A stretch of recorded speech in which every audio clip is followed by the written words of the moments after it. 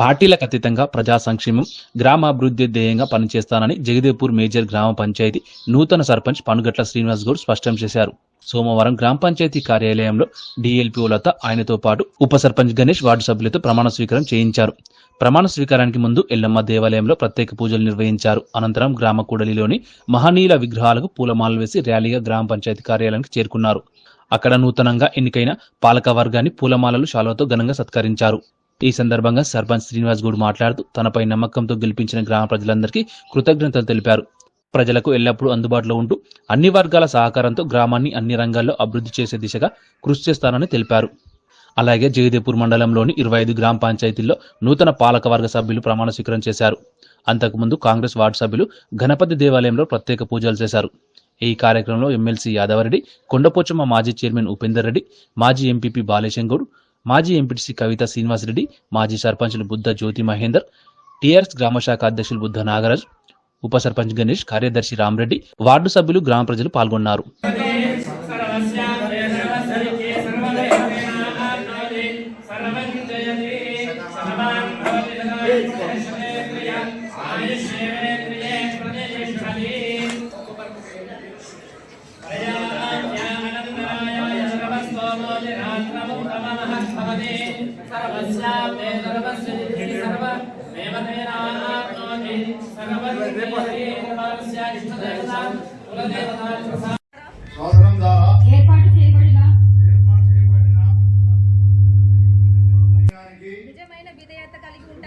నిజమైన విధేయత కలిగి ఉంటానని భారతదేశ సార్వభౌమత్వము మరియు ఏకత్వాన్ని కాపాడుతానని తెలంగాణ పంచాయతీరాజ్ చట్టం 2018 మరియు దాని కింద రూపొందిన నియమావళి ప్రకారం నా విధులు మరియు బాధ్యతలను భయము పక్షపాతము లేకుండా నిష్ఠతో మరియు నిజాయితీతో ఉప సర్పంచ్ ఎన్నికైన నేను శాసనం ద్వారా ఏర్పాటు చేయబడిన భారత రాజ్యాంగానికి నిజమైన విధేయత కలిగి ఉంటానని భారతదేశ సార్వభౌమత్వం మరియు ఏకత్వాన్ని కాపాడుతానని తెలంగాణ పంచాయతీరాజ్ చట్టం 2018 మరియు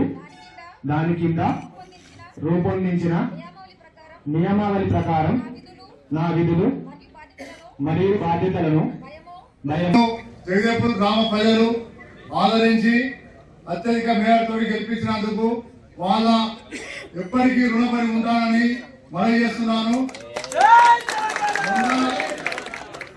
ఎలక్షన్లలో తిరిగిన మన జగదేవ్పూర్ సమస్యలు ఏమిటంటే డ్రైనేజ్ సమస్య ఉంది, నీటి సమస్య బాగుంది, కోతుల సమస్య ఉంది. ఇలాంటి నా దృష్టికి వచ్చినాయి. కావున తొందరనే ఇలాంటి సమస్యలను చేస్తానని మీ అందరికీ మనవి చేస్తున్నాను. ఇంకోటి, మన ఎలక్షన్లు అప్పుడే పార్టీలు చూసుకోవాలి తప్ప అర్థావాత గ్రామ పంచాయతీలో ఏ పార్టీలైనా ఎవరైనా అందరము సమానమే. నా దృష్టిలో అందరము సమానమే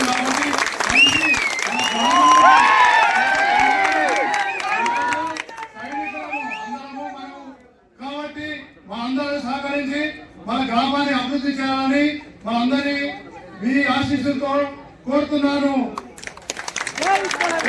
మరి స్పెషల్ ఆఫీసర్ డిఎల్పీ మేడం గారికి, మరి నాతో పాటు ఎన్నికైన వార్డు మెంబర్లకి, వివిధ పార్టీల నుంచి వచ్చి విచ్చేసిన పార్టీ లీడర్లందరికీ మరియు గ్రామ ప్రజలకు ప్రతి ఒక్కరికి పేరు పేరుగా ధన్యవాదాలు తెలియజేసుకున్నాను.